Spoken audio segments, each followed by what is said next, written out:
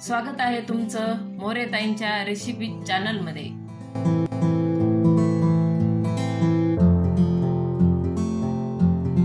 चला तर मग व्हिडिओमध्ये पुढे जाण्याआधी बेल आयकॉन दाबून चॅनलला सबस्क्राइब करा आणि सुरू करा मोरेताईंसोबत आजची ही चवदार रेसिपी बनवायला। नमस्कार मंडळी, आज आपण पुरणपोळी करणार आहे। त्याच्यासाठी मी ही डाळ घेतलेली, तर ह्या वाटीने मी ह्या वाटीने 2 वाट्या ही हरभऱ्याची डाळ घेतलेली आणि त्याच वाटीने आपण नंतर गूळ पण टाकणार आहे। आधी आपण पुरण शिजून घेणार आहे। त्या अशा 2 वाट्या घेतल्या मी आणि हे ना तर थोडी डाळ वरती टाकली, ही मला आमटीसाठी लागते। आपण येळवणे काढतो का, त्याच्यासाठी येळवणे काढल्यावर त्या येळवण्यामध्ये ही थोडी डाळ मी काढणार आहे, त्याच्यासाठी शिल्लक टाकली। आता या डाळीला मी स्वच्छ 2-3 पाण्याने धुवून घेते, कारण ही विकतची डाळ आहे, खराब होऊ नये म्हणून काही पण केमिकल म्हणजे औषधी वगैरे लावलेलं असतंय, त्याच्यामुळे आपण 2-4 वेळा धुवून घ्यायची स्वच्छ। आता ही डाळ अशी मी 4 वेळा अशी चांगली धुवून घेतलेली आहे। याच्यात ना एकदम असं पांढरं पाणी निघतं आणि एकदम नितळ पाणी निघन का तेव्हा मग आपण ही वापरायला घ्यायची, कारण पावडर वगैरे लावलेलं असते, तर चांगली धुवून घ्यायची। स्वच्छ धुतली आहे। आता आपण थोडीशी हळद टाकणार आहे, त्याच्यात पिवळी आहे पण तरी थोडीशी टाकायची, अजून जास्त पुरण छान पिवळं येतं, मग थोडी टाकली। आता 2 वाट्या पाणी, हे 4 वाट्या आपण पाणी टाकणार आहे। 2 वाटे हरभऱ्याची डाळ घेतलेली आहे आणि थोडं शिल्लक पण टाकणार आहे, मला आमटी करायची आहे ना, तर मी शिल्लक पण टाकणार आहे। 2 3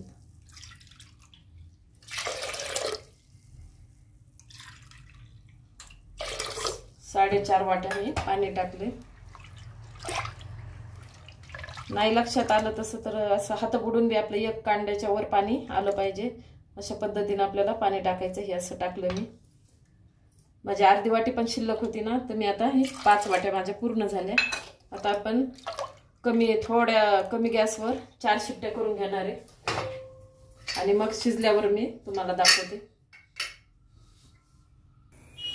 आता आपण पुरण शिजायला ठेवलेले, कुकर लावलंय, याच्या 4 शिट्ट्या घेऊ, कमी गॅस केलेला आहे। तोपर्यंत आता आपण पीठ भिजून घेणार आहे। कुकर गॅसवर मांडलेलं आहे, त्याच्या आपण 4 शिट्ट्या घेऊ। कुकर मध्ये आपण डाळ शिजायला ठेवली ना, तर 4 शिट्ट्या घेणार आहे। तोपर्यंत आपण आता पीठ भिजून घेऊ। आता आपण पीठ आधी भिजून घेणार आहे। हे असं अंदाजानुसारच मी पीठ घेतलेलं आहे आणि पिठासाठी थोडीशी हळद आणि मीठ असं पाण्यात काढून घेतलं। आता आपण हे याच्यात टाकू आणि पीठ भिजून घेऊ। आपण साधी पोळी करतो का चपाती, त्याच्यापेक्षा थोडं सैलसर भिजवायचं, म्हणजे पोळी आपली एकदम मऊसूत येते। आपण आता असं पीठ भिजवून घेतलंय। परत अजून आपल्याला पोळी तयार करताना ना परत अजून याला नरम करायचं, थोडंसं तेल लावून आता बाजूला ठेवते, काय जास्त घट्ट नाही असं भिजवलंय। आणि अजून आपण याला मळून घेणार आहे पोळीच्या वेळेस। आता मी थोडंसं तेल लावून असं बाहेर बाजूला ठेवते आणि आपल्याला पुरणाचा आता सगळं चटका वगैरे देऊपर्यंत आपलं पीठ एकदम मस्त भिजतंय आणि पोळी एकदम अशी लुसलुसीत होणार आहे। आता बाजूला ठेवून देते पीठ। आता आपलं कुकर 4 शिट्ट्या घेऊन आपण थंड केलंय, काढून घेऊ आता झाकण।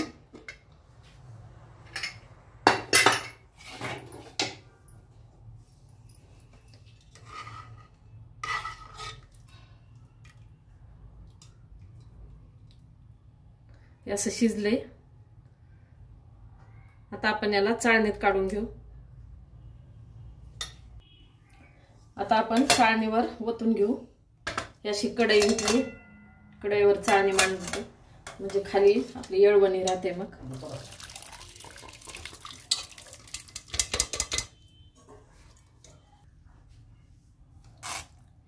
याच्यातलं येळवणी असं खाली पडलंय असं। आता आपण याची आमटी करणार आहे।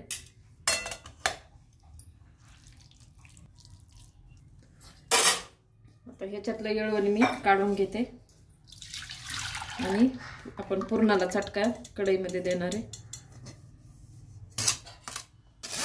आता गूळ टाकून घेऊ. हे असं बारीक करून घेतलाय गूळ, 1 वाटी. हे विलायची कुटून घेतले ती पण टाकून घेते लगेच. थोडंसं जायफळ आपल्याला टाकायचे ना, तर याच्यावर डायरेक्ट खिसून घेते, थोडंसं टाकायचं.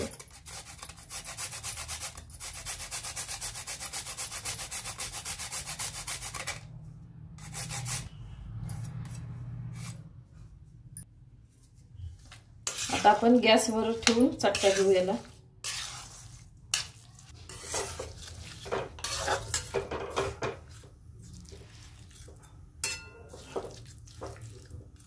आता थोडं कमी गॅस केलेला आहे. गूळ आपला थोडा पगळू देऊ आपण आणि नंतर मग फुल गॅस करून सारखं हलवत राहायचं, खाली लागू द्यायचं नाही.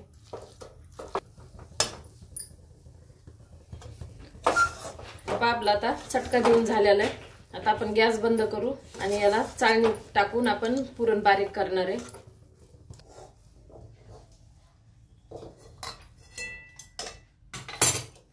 तर आपण गरम गरमच करून घेऊ.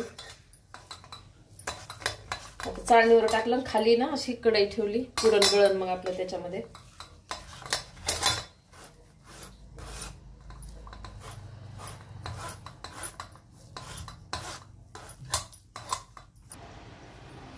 आपलं असं पुरण वाटून झालेलं आहे बारीक छान.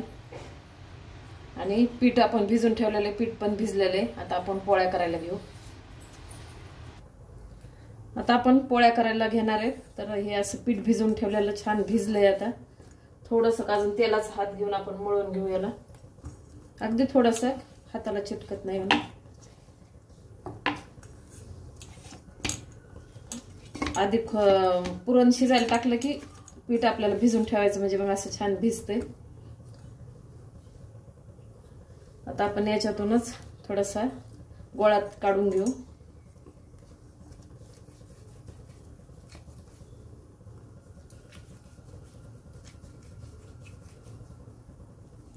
हे असं एवढा गोळा घेतला मी.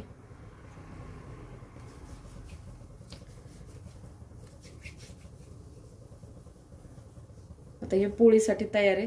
तर पिठामध्ये, कोरड्या पिठामध्ये आपण बुडवून घेऊया ना.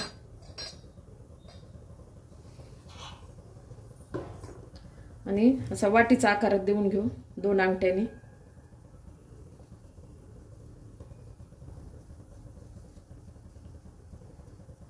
हे असा आकार तयार करून घेतला.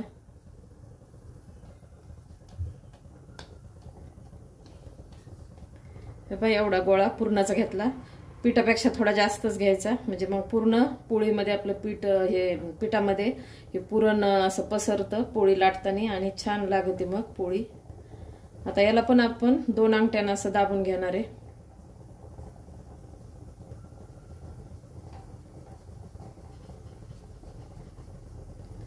परत आता हे एकजीव करू इथं वरती आणून. हे पहा, पुरण असं खाली राहिलं पाहिजे, पीठ वरती आलं पाहिजे. जास्त जर वाटत असेल तर वरचं पीठ काढून घ्यायचं, कमी वाटलं तर तसंच दाबून द्यायचं. हे माझं जास्त आहे ना, तर थोडंसं मी काढून घेते. याचं इतकं काढून घेतलं. आता ह्याला आपण इथंच असं हलक्या हाताने दाबून घ्यायचं. परत आता आपल्याला कोरड्या पिठामध्ये बुडवायचं.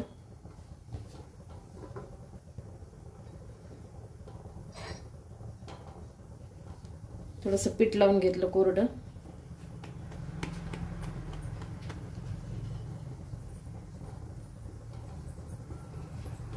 आणि थोडंसं असंच हाताने आपण असं दाबून घेऊ, म्हणजे पुरण सगळीकडे जाते आपलं. आता आपण पोळी लाटून घेऊ.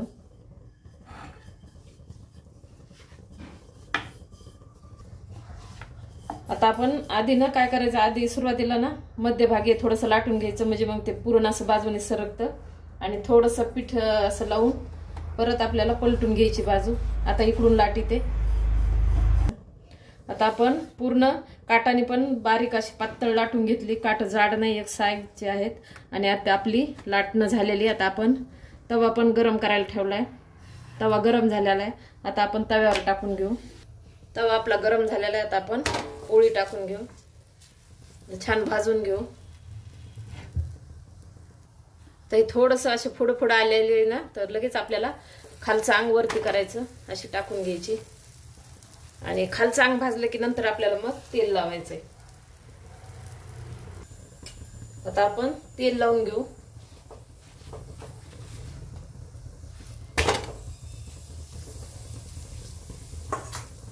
दोन्ही साईडने तेल लावलं.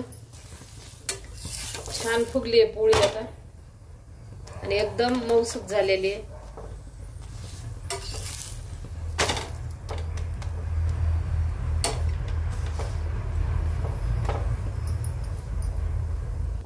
पोळी आपली छान भाजलेली आहे. आता काढून घेऊ आता आपण आणि राहिलेल्या अशाच प्रकारे मी करून घेते. आता अशा प्रकारे पुरणाची पोळी तयार आहे. एकदा नक्की ट्राय करा आणि कमेंट मध्ये कळवा.